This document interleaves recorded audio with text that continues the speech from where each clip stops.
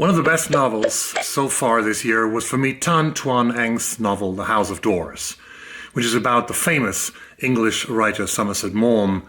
That novel plays in the 1920s and in the Straits settlement of Penang, some hours by car north of Malaysia's capital, Kuala Lumpur. At that time, Malaysia was still called Malaya and a British colony. When I heard about a thrilling debut novel that had been sold to over more than 20 countries before it was published, that also plays in Malaya, I was curious.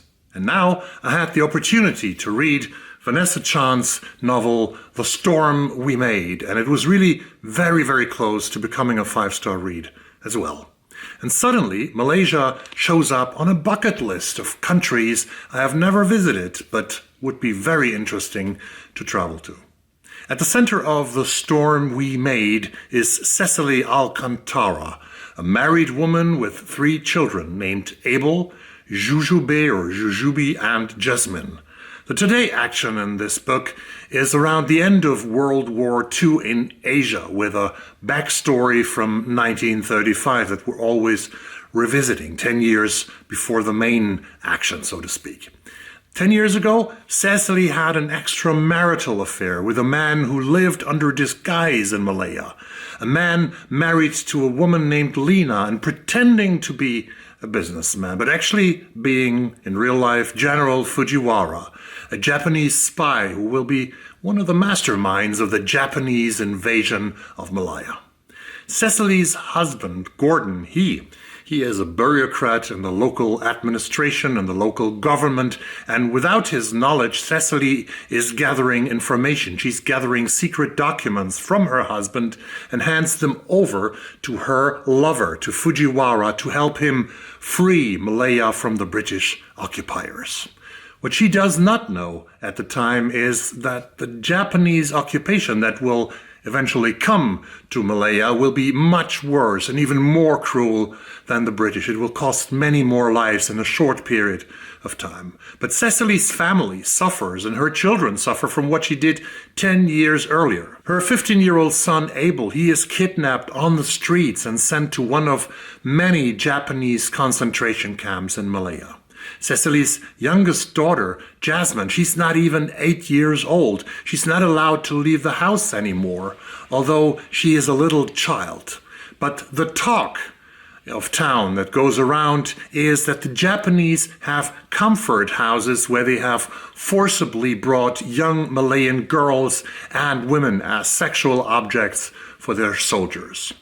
Vanessa Chan creates the atmosphere of the 1930s and 1940s in a very vivid way by introducing us to Cecily and her children, who in third-person narration build the story that will culminate in a grandiose and feverish crescendo at the end, the last 50, 60 pages, and this will get at your heart. This will make you cry. No spoilers here, but Cecily and Fujiwara will have to pay for what they have done earlier. When you read The Storm We Made by Vanessa Chan, it feels almost unbelievable that Vanessa Chan is a debut author. Her language, her construction of this novel, how she built it up, her ability to bring an era to life, a country, its characters to life, and even the supporting characters of that novel is enormously well done.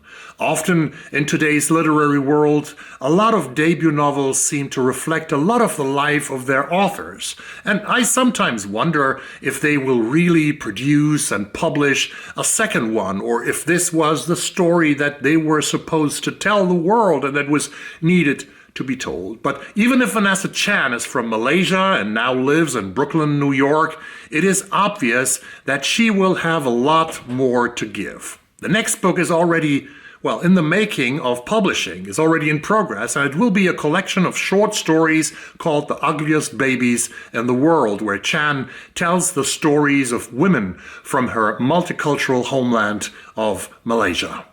There is so much literature about the Second World War from a European perspective, from an American perspective, so much fiction. There is very little about the Asian part of the story, And I knew that the Japanese, that they had similar imperialistic ideas and hunger than the Germans, the Nazis, but had not read neither nonfiction nor fiction about this, about that time from that part of the world. But Chan's novel is far more than a history lesson. It is much more.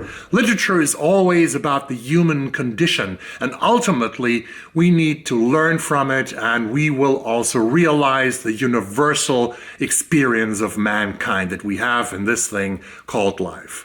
And in The Storm We Made, Vanessa Chan tells a powerful, a colorful, a masterfully constructed story of a family that seems to fall apart, about guilt and redemption, and about the lure of ideas that seem to promise a better future to a lot of people, but that can lead to something completely different that you cannot stop once it's started, and that will affect your own life and that of your loved ones. Well, if you have read The Storm We Made, please leave me a comment down below what you thought of that book. Tell me all about your reading experience down below. If you read any other Asian novels about World War II, please let me know also. And thank you very much for watching this video, and I hope to see you soon on this channel again. Bye.